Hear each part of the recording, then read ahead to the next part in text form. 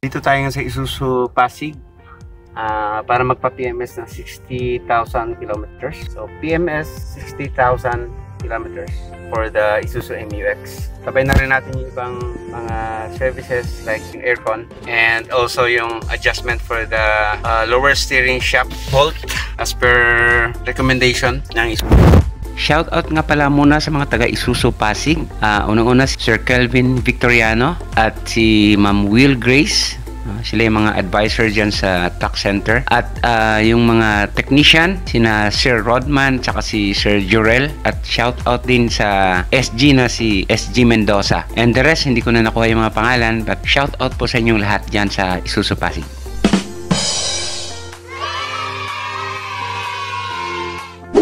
Bago nga pala tayo magpatuloy, kung hindi ka pa nakasubscribe sa aking channel, paki-press na lang po ang subscribe button at pati yung notification bell sa kanan para ma-notify ka sa mga susunod kong videos.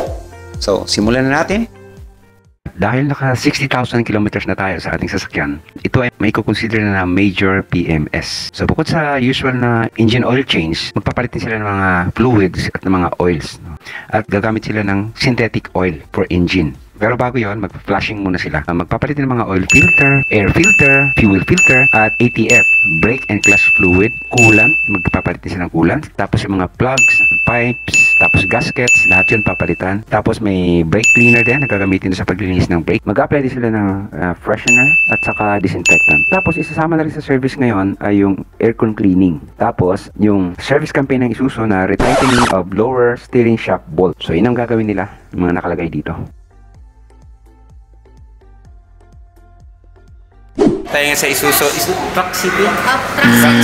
Truck Center ng Isuzu sa Pasig. So, we'll go for 60,000 kilometer PMS and sabay na natin yung mga other services.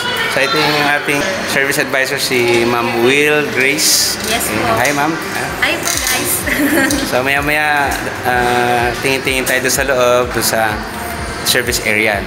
Meron ding milestone na gagawin ngayon yung Isuzu, yung service na yung adjustment doon sa lower steering shaft bolt, no? As per recommendation ng planta ng Isuzu. Part na kanilang service. Free lang yun. Sir Rodman, kayong mechanic na nag-attend sa unit natin. Alright, pinayagan tayo dito sa kanilang service area ng Isuzu Pasig. Thank you, thank you.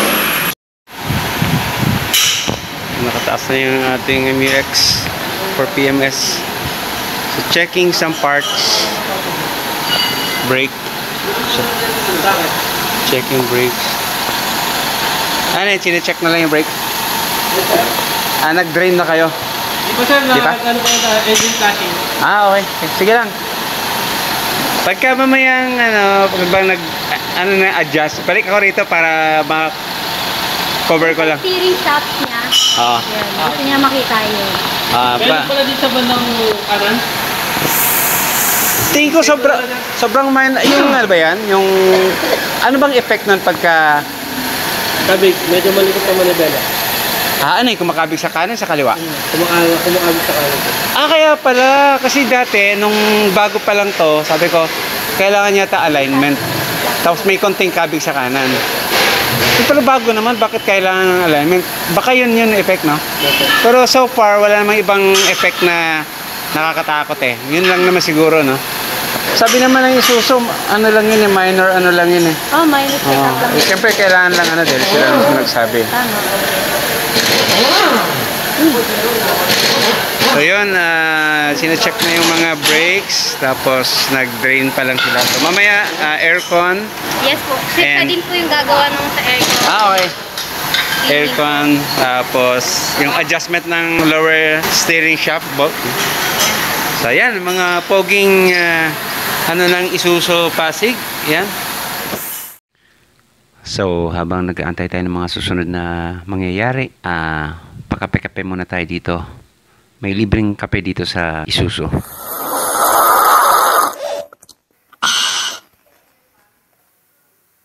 So okay naman na, no? Hindi kasi ako mapreno eh, kaya maayos pa yung preno. Ever since... sa gulong lang sir, Anong meron? Mag-pepper form tayo ng rotation. Sige. Tapos nag-drain na, no? Next, aircon. Saan dyan yung ina-adjust? Sa campaign namin, sir. Oo. Titignan ko lang. Sige. Ayan, titignan natin yung campaign ng Isuzu na may ina-adjust. Free service lang yon. So, based on sa specification, i-adjust lang yan. Magkakaroon sa campaign. Ano yan? Parang higpitan ba yung torque? Double check natin. Okay. So, anong effect niyan kapag, nung kinulang siya sa torque, anong effect nun? Wala naman, sir. Wala. Pero pwede rin luluwag pagka sobrang ano. Yes, po. Okay, so yun lang naman pala. Yun lang ang i-adjust dyan. Yung lower steering shaft bolt, no? Yes, po. Yun yung mga units na kasama dun. Pero maganda rito kasi may service campaign yung Isuzu. Free of service lang yan. So, napakaling. Wala namang masyadong danger doon. Kailangan lang sundin sa standard. Kasi maganda ang service ng Isuzu. Tapos, kilala naman talaga Isuzu sa talagang matibay yung mga parts. So, yan. So, balik ulit ako mamaya. So, alin ba dyan yung pinapalitan na oil dyan? Gear oil? Differential, transmission, engine oil po. Ay, asa yung transmission oil? Ito gear oil papalitan niya. Differential po yun, sir. Differential. May oil Kapalitan din po natin, yes po. Kami yan sa 60 km, 1,000 km na. Tapos yung ano pa? Yung dito, anong papalitan dyan? Transmission oil po natin. Transmission oil, tapos Engine oil. gear oil na. Ito yung sa ATF, no? Yes, Dito. Ayun. Stop. Alright. Okay, so yun ang mapapalitan dahil major PMS siya ngayon, kaya ang daming papalitan ngayon ng mga parts at saka mga fluid at saka mga langis. So, of course, magagaling naman yung kanilang mga staff dito, so syempre tiwala tayo dito. Yan, intact pa yung mga brake pads at saka yung rotor, maayos pa, linis. So dahil maayos din naman tayo mag-drive, hindi naman tayo mapreno. Wala tayong preno. Walang preno. Hindi tayo mapreno kaya hindi siya madalas mag-contact. So yun. Kapag ka ikaw masyado ka matapak sa preno, kadalasan mabilis lumalim, mabilis magkaroon ng groove yung mga rotor. Diba boss, no? Tama. So yun. Iwan na natin sa kanila to. Mamaya gagawin nila yung aircon. Pero ang aircon na gagawin nila ngayon is aircon cleaning is no backlash, no? Evaporator lang. So hindi kailangan tanggalin yung dashboard. Ito yung mga bagong technology ngayon. So yun. So far, so good. Waiting na lang tayo na matapos.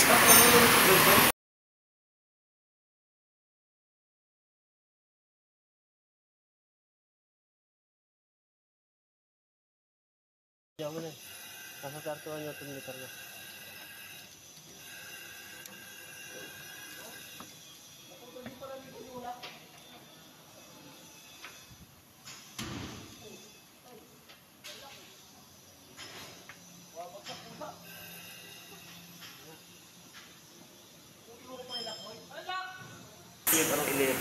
Ayun, babait na mga staff dito. Saka si Ma'am Will Grace.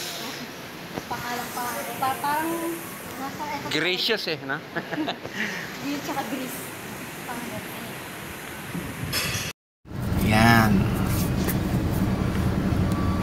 Test drive. Alright, kasama ko si Sir Jorel. Jorel. Okay, pinatest drive na ngayon after ng magawa yung PMS and the aircon and adjustment ng lower steering shaft bolt. So, smooth na sa lamig ng aircon, no? Upgrade na lang, no? Ganda yun, sir. So nag-road test na kami ngayon. As usual, madalas wala namang problema sa Isuzu.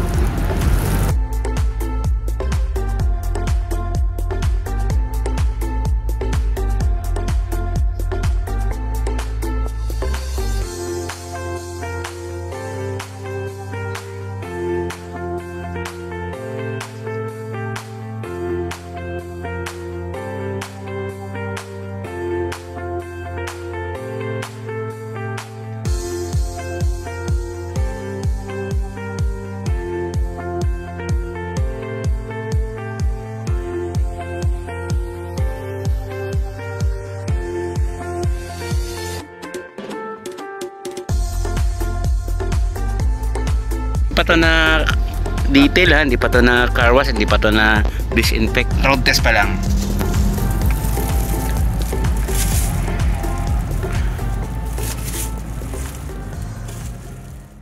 So, gaya ng pag-usapan, yan, ang mga pinagpalitan nandito. Yan, tsaka yung mga extrang langis kapag kailangan tayo mag-top up, nandito yon. Yan. Babait lahat, pati si mga guards. Okay? Ang ganda ng service area. Okay? Maganda rin yung reception area. So, yan po ang Isuzu Pasig. We're all done. Okay? Ready to go. Right, natapos na tayo sa pagpa-PMS dito sa Isuzu Pasig. So ang ginawa nila ay major PMS for 60,000 kilometers, and then included yung aircon cleaning, and also yung campaign po na retighten. service campaign na yun yung retightening ng lower steering shaft bolt. Yes, Okay? tama sir. Free lang po yun. So, okay dito. Magagaling yung mga advisor, mga staff. Mababait, magagaling, maalam, and very polite. Dito kayo magpa-service sa Isuzu Pasig. And maganda rito na-address nila yung mga concern ko. Kahit yung mga maliliit na kapag sinabi ko may narinig akong ganito, ina-address nila yon, yung mga lumalangit-ngit at kung ano-ano pa. Eto, kasama ko si Ma'am Will Grace. Siya nag-assist sa akin. And also, si Sir Kelvin, siya ngayon, naka-day off. Siya yung una ko nakausap dito. So, galing. Mga naman yung mga problem na mag-occur, sabi nila, gagawin naman nila as backup. Okay. So, mabuhay ang Isuzu Pasig.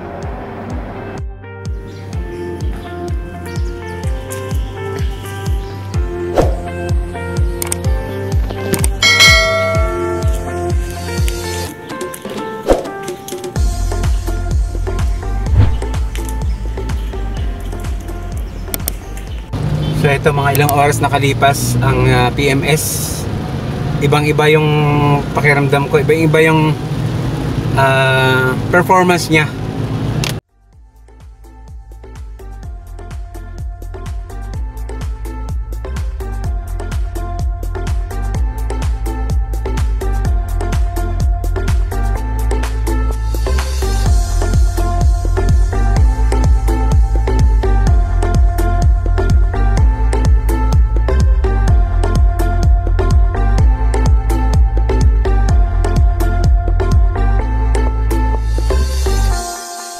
Sana po nagustuhan niyo ang aking video.